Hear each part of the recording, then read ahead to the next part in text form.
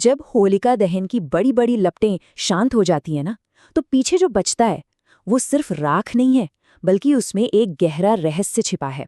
असल में ये किसी रिचुअल का अंत नहीं है, बल्कि एक बहुत ही पावरफुल शुरुआत का सिंबल है। तो चलिए आज इस पवित्र राख के अंदर जो ज्योतिषीय शक्ति छिपी है, उसके रहस्य से पर्दा उठाते हैं। तो सोचिए, जब होलिका की वो विशाल आग बुझ जाती है, तो आखिर पीछे बचता क्या है? सवाल सुनने में तो बड़ा सीधा साधा लगता है ना? पर इसका जवाब उतना ही गहरा है। ज्योतिष और हमारी जो लोक परंपराएं हैं, वो बताती हैं कि ये सिर्फ राख का ढेर नहीं है। ये तो एक बहुत ही शक्तिशाली सुरक्षा कवच है, एक ऐसी ढाल जो हमें हर तरह की नेगेटिव एनर्जी से बचाती है। तो इसे मामूली राख समझने की गलती बिल्कुल मत करिएगा, ये एक बहुत पवित्र चीज है। बस सवाल ये है कि आखिर इस राख में इतनी ताकत, इतनी शक्ति आती कहाँ से है? अच्छा, इसको समझने के लिए ना हमें उस बहुत पुरानी कहानी में जाना होगा, जहाँ से ये पूरी परंपरा शुरू हुई। कहानी होलिका और प्रहलाद की। कहानी शुरू होती है एक बहुत ही पावरफुल असुर राजा हिरण्यकशिपु से।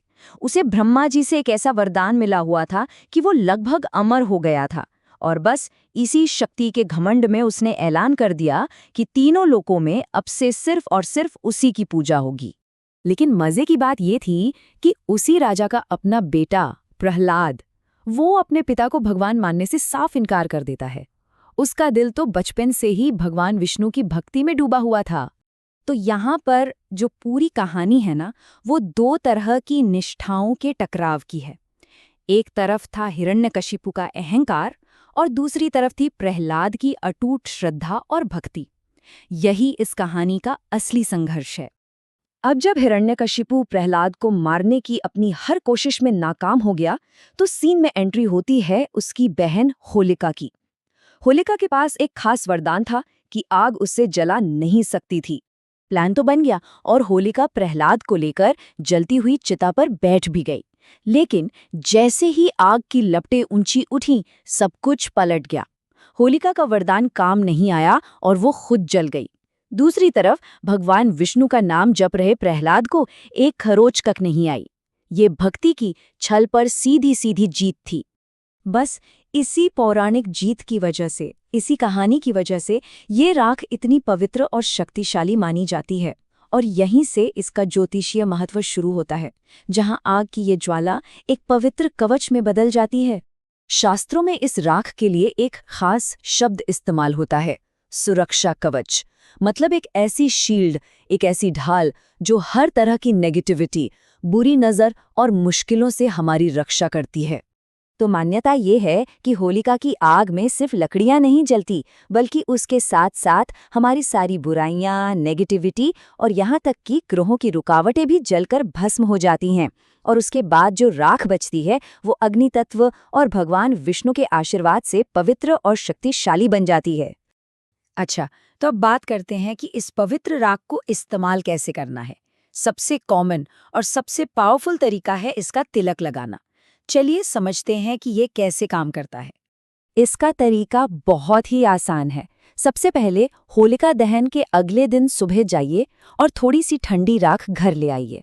फिर इसमें जरा सा घी या गंगाजल मिलाकर एक पेस्ट जैसा बना लीजिए, और बस इस तिलक को अपने घर के लोगों, खासकर बच्चों के माथे, गले और छाती पर लगा दीजिए। हाँ, और लगाते समय मन में प्रहलाद की भक्ति को जरूर याद रखिएगा।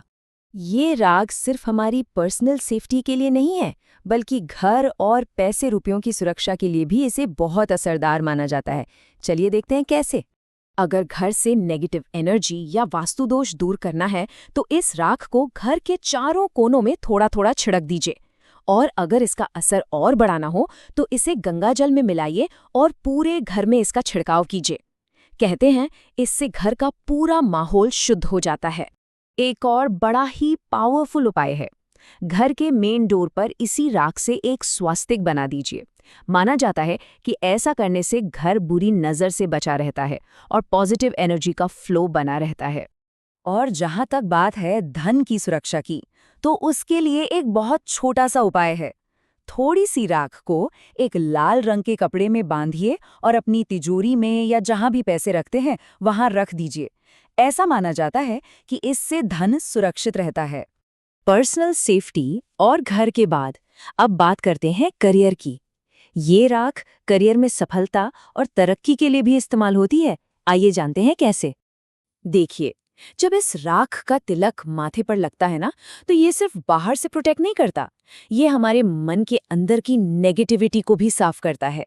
इससे क्या होता है?